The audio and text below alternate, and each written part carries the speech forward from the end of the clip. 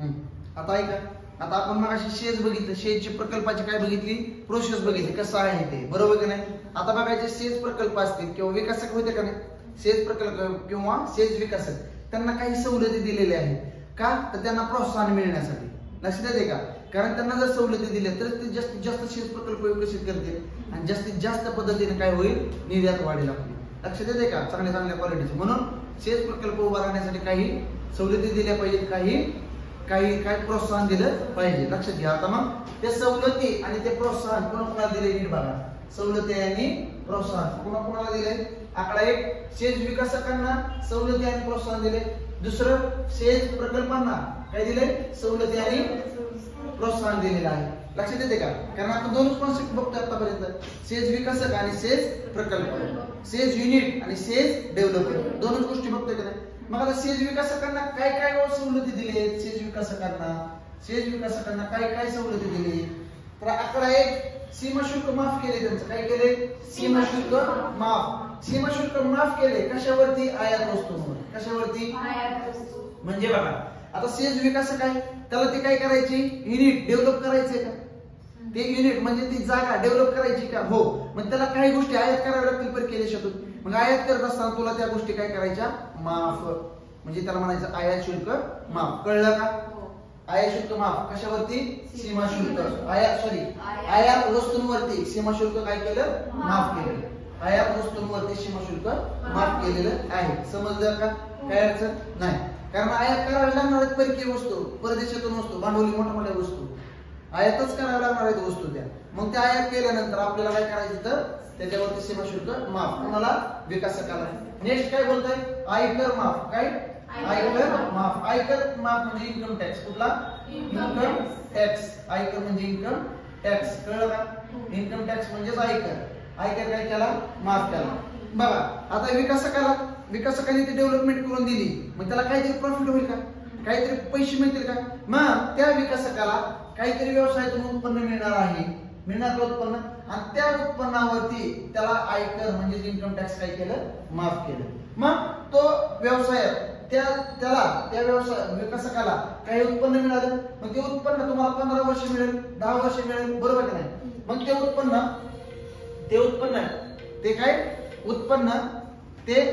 लक्षात घ्या, ते उत्पन्न तुम्हाला मिळतंय. मग त्या उत्पन्नातलं 15 वर्षापैकी किती वर्ष, 15 वर्षापैकी तुम्हाला 10 वर्षांसाठी, किती वर्षांसाठी, 10 वर्षांसाठी तुम्हाला आयकर माफ असेल. 10 वर्षांसाठी आयकर माफ म्हणजे जोक नाही. कारण डेव्हलपिंग मध्ये त्याला नाही म्हणलं 10 करोड 5 करोड राहणार आहेत शिल्लक. डेव्हलपिंग मध्ये लाखो मध्ये करोडो मध्ये त्याला पैसे शिल्लक राहणार आहेत. एवढी मोठी जागा डेव्हलप करायची म्हणजे 5-5 हजार हेक्टरचे शेज प्रकल्प असतात.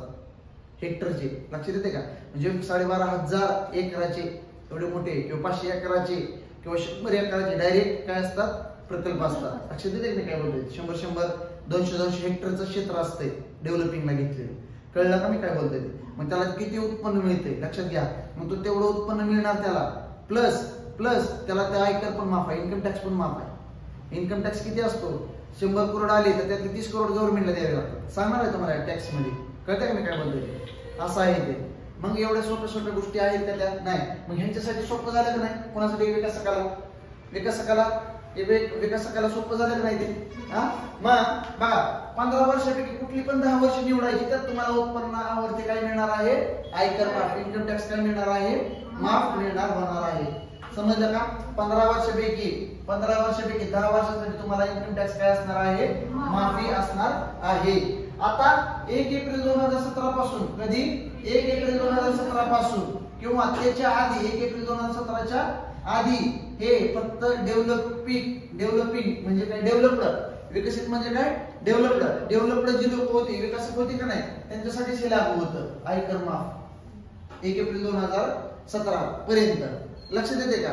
मग 1 एप्रिल 2017 पासून सर्वांना लागू झालेलं आहे इन्कम टॅक्स माफीचं. समजलं का, कोणाला काय अडचण नाही. नेक्स्ट काय बोलतोय, मॅट माफ. मॅट म्हणजे काय, मिनिमम अल्टरनेटिव्ह टॅक्स. हे पण तुम्हाला सांगणार आहे टॅक्स प्रणालीमध्ये. डीडीटी माफ. डीडीटी म्हणजे काय, डिव्हिडंड डिस्ट्रीब्युशन टॅक्स. काय, डिव्हिडंड डिस्ट्रीब्युशन टॅक्स हे सुद्धा माफ केलं. पण मॅट आणि डिव्हिडंड डिस्ट्रीब्युशन टॅक्स हे आता दोन्ही पण काय झालेलं आहे, रद्द झालेलं आहे. आता सध्या काय आहे, रद्द झालेलं झालेलं आहे. म्हणजे विकसनाला का विकास म्हणजे कोण डेव्हलपर, सेल्स डेव्हलपर जो आहे त्याला या 4 गोष्टींमध्ये सवलती मिळायच्या, या 4 गोष्टींमधून त्याला प्रोत्साहन मिळायचं. पण त्यातल्या 2 गोष्टी त्यांनी काय केलेल्या आहेत रद्द. कुठल्या मॅट आणि डिव्हिडंड ह्या ज्या गोष्टींमध्ये त्यांना माफी मिळायची ह्या दोन्ही गोष्टी त्यांनी काय केलेल्या आहेत रद्द केलेल्या आहेत. समजलं का? विकासकाला किती गोष्टी मिळत आहेत? 4. सीमा शुल्क माफ आणि आयात कर माफ, मिनिमम अल्टरनेटिव्ह टॅक्स माफ आणि डिव्हिडंड डिस्ट्रीब्युशन टॅक्स माफ. त्यातल्या 2 गोष्टी रद्द झाल्या. मॅप पण माफ झाला, मॅप जो माफ देत होतो ना तो आता पुन्हा लागू झाला, डिव्हिडंड डिस्ट्रीब्युशन टॅक्स तो पण लागू झाला. असा अर्थ होऊ शकतो का? कळतंय मी काय बोलतो ते? आता हे दोन्ही रद्द झालेलं आहे, मॅप रद्द झाला आणि डिव्हिडंड डिस्ट्रीब्युशन पण माफ झालेलं आहे. कळलं का? काय अडचण नाही. नेक्स्ट सेज प्रकल्प बघा. नेक्स्ट काय बघायचं? सेज प्रकल्प. नेक्स्ट काय बघायचं? सेज प्रकल्प. सेज प्रकल्प बघा. विकासकाला ज्या फॅसिलिटी मिळाल्या ह्याच्यामुळे विकासक येणार का नाही डेव्हलपिंग घ्यायला, डेव्हलप करायला येणार का नाही? नंतर फॅसिलिटी बघा ना किती चांगले आहेत. आयात वस्तूंवरती सीमा शुल्क माफ आहे, आयकर तुम्हाला माफ आहे, 15 वर्षांपैकी 10 वर्ष तुम्हाला माफ आहे. 15 वर्ष तुम्हाला स्पॅन देणार आणि त्या 15 वर्षापैकी कुठले पण 10 वर्ष कर तुम्ही म्हणायचं की या वर्षी आम्हाला नको, आम्ही भरणार नाही. किती छान पद्धतीचं काम आहे. लक्षात येते का? आता शेत प्रकल्प आहे, शेत प्रकल्पात त्यांना कुठल्या कुठल्या फॅसिलिटीज आहेत? सीमा शुल्क माफ कुणाला? आयात वस्तूंवर. सीमा शुल्क माफ कुणाला? आयात वस्तूंवर. तिथं जो आहे तिथं हे तर सेंटेन्स आहे म्हणजेच काय तर नीट आहे का? आता तुम्ही हे काय हे म्हणजे काय? हा काय सांगा? युनिट म्हणजे प्रकल्प आहे, क्षेत्र आहे. हे क्षेत्रामध्ये तुम्ही डेव्हलपिंग करत असताना तुम्हाला काहीतरी गोष्टी आयात कराव्या लागणार का? लागणार. म्हणजे विकास करत असताना तुम्हाला आयात कराव्या लागणार, काही गोष्टी बाहेर कराव्या लागणार. पुन्हा ह्याचं डेव्हलपिंग झालं का? याचं झालं.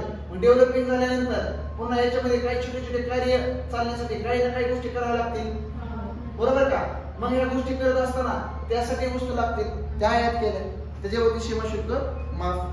परत हे आता हे डेव्हलप झाले, पूर्ण डेव्हलप झाले. हे काय झालं? पूर्ण डेव्हलप झालं. पूर्ण डेव्हलप झाल्यानंतर हे मेंटेन पण ठेवावं लागेल, म्हणजे काय सुस्थितीमध्ये ठेवावं लागेल. सुस्थितीमध्ये ठेवत असताना ह्याला खर्च येणार का? ह्याच्यासाठी वस्तू आयात करावी लागतील का? सपोज एखादी वस्तू बिघडली, एखादी भांडवली वस्तू घेतली, तीच बिघडली, खराब झाली, मग त्याच्या जागी रिप्लेस करावी लागेल. मग वस्तू परत आयात करावी लागेल का?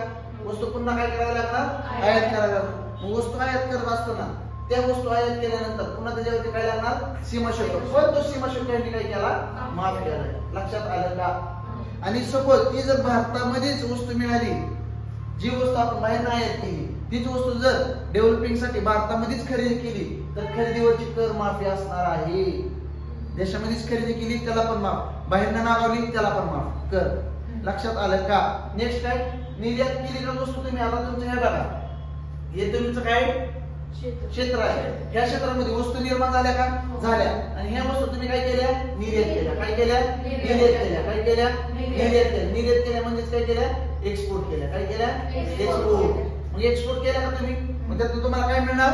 उत्पन्न. यातून तुम्हाला काय मिळणार? उत्पन्न. उत्पन्न म्हणजेच इन्कम मिळणार तुम्हाला. मिळाला का उत्पन्न?